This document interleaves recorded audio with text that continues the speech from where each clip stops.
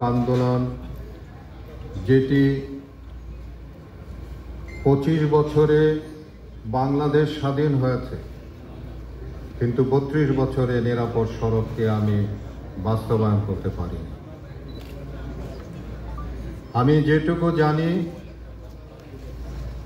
এই 32 বছরে আমি বিভিন্ন দেশে বিদেশে সেমিনারে অংশগ্রহণ করেছি।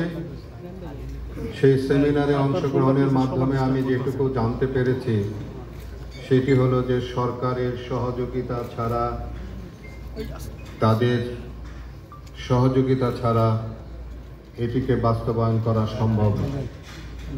রাজনৈতিক সদিচ্ছা ছাড়া সম্ভব নয়। তো যে কারণের জন্যে এই 32 বছরে আমি রাজনৈতিক সহযোগিতা পাইনি। না পাওয়ার জন্যে 32 বছর আমার জীবন থেকে